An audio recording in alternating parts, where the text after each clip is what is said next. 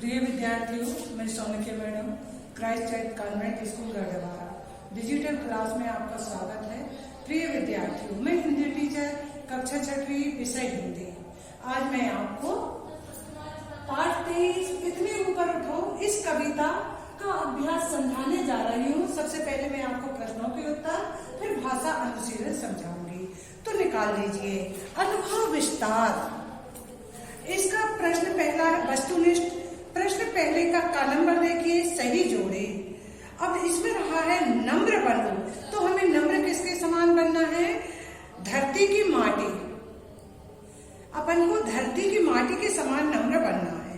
इतना हंसो कि फूल लजाए, अभी मैंने आपको समझाया था कि इतना हंसो कि फूल भी शर्मा जाए, लजा जाए। इठलाओ माथे सोहा बिंदिया की, इसके समान।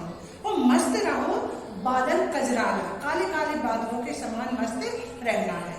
आए समझ में? अब हमको रिक्त स्थान भरना है।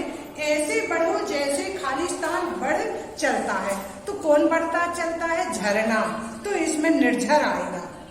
इतने बड़े बनो जितना खाली स्थान महान है। तो बताइए भूमंडल महान है कि सूरज? सूरज के समान बनना है अपन को, सूरज महान है। अब देखिए झूम उमड़ती हुई की खाली स्थान जलधारा, तो इसमें आएगा बरसाती। क्या आएगा? बरसाती। जिसमें पानी नहीं ना उसको खाली स्थान मानो, तो उसको क्या मानो? जिसमें पानी नहीं है उसको मृत मानो। आए समझ में? कवि ने कितने ऊपर उठने की बात कही है? कवि ने आसमान के समान ऊपर उठने की बात कही है। अब दूसरा प्रश्न है धरती की एक विशेषता बताइए। तो धरती की क्या विशेषता है?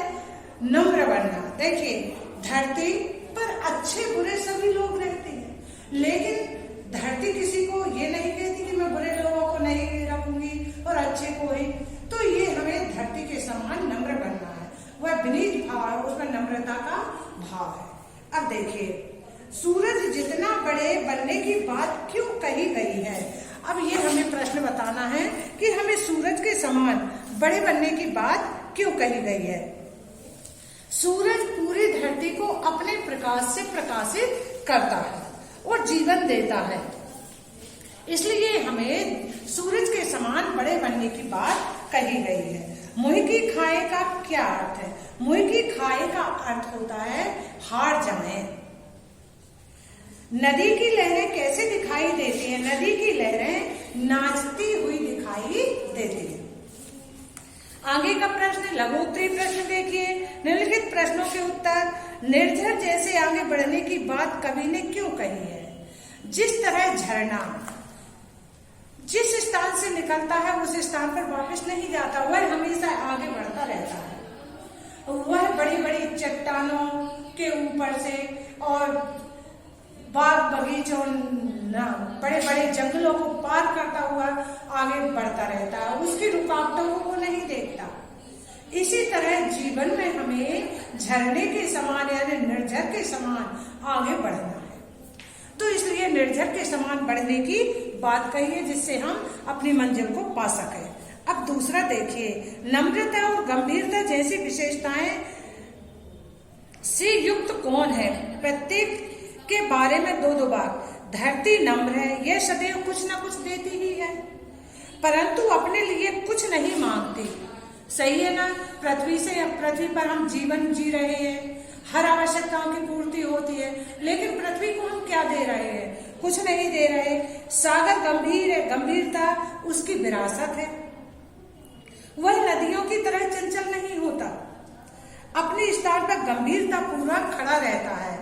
सभी का जल उसमें चला जाता है, फिर भी वह धैर्य को धारण किए हुए, उसमें कभी बाढ़ नहीं आती है।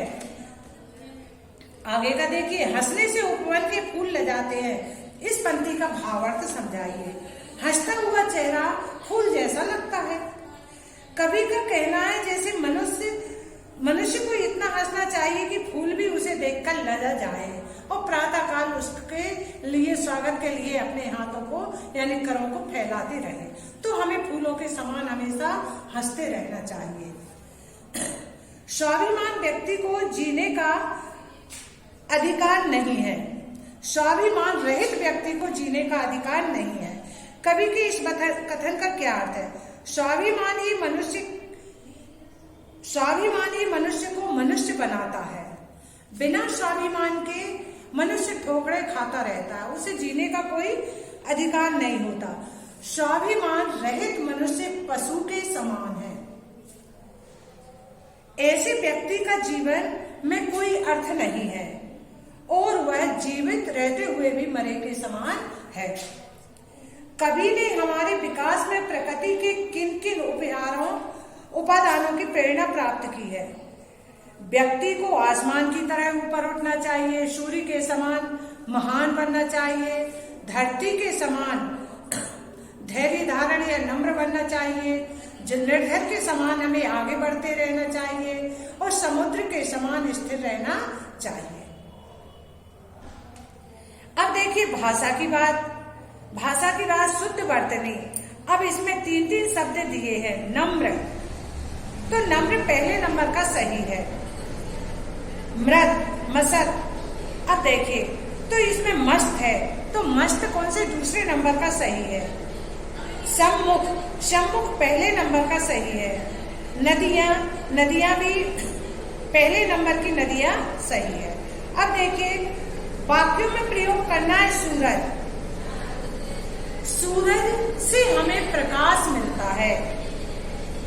जलधारा, बादल जलधारा की बरसात करते हैं या बरसा रहे हैं। धरती, धरती हमारी माँ है। माटी, हमें अपने देश की माटी से अनुपम प्यार है। दिए गए शब्दों के लिंग परिवर्तन करना है। विद्वान, लिंग परिवर्तन करना है तो इसके लिए हमें लिखना है विद्वान पुत्र। विद्वान का होगा विदुषी। विद्वान पुरुषों के लिए है और विदुषी स्त्रियों के लिए होता है। पुत्र, तो पुत्र का क्या हो जाएगा? पुत्र का हो जाएगा पुत्री। मोर का हो जाएगा मोरनी। स्त्री का लिंग परिवर्तन करना है। स्त्री का हो जाएगा पुरुष।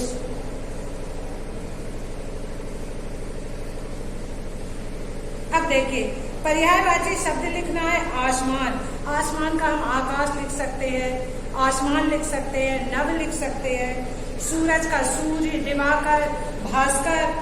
धरती का पृथ्वी, धरती। और क्या लिख सकते हैं अपन बताइए?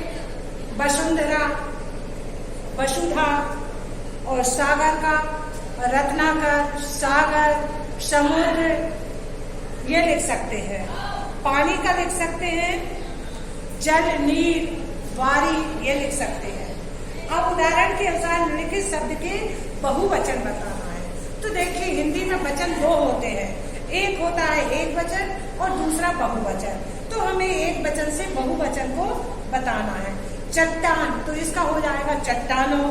आंख का हो जाएगा आंखों। उपवन का हो जाएगा उपवनों।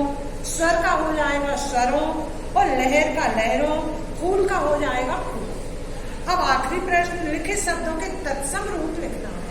अब देखिए सूरज, सूरज का तत्सम होगा सूर्य, यानी मानक रूप लिखना है, जो सही रूप है वो लिखना है। मुह का हो जाएगा मुख। नाच का हो जाएगा नृत्य। फूल का हो जाएगा पुष्प और मोर का हो जाएगा मयूर। तो बेटा आज आपने ये तत्सम शब्द भी लिख दिए, भाषा अनुशीलन भी समझा दिया, प्रश्नोत्तर भी समझा दिए और व्याख्या भी मैंने आपको पूरी बता दी थी। तो ये पाठ अपना पूरा हो गया। धन्यवाद।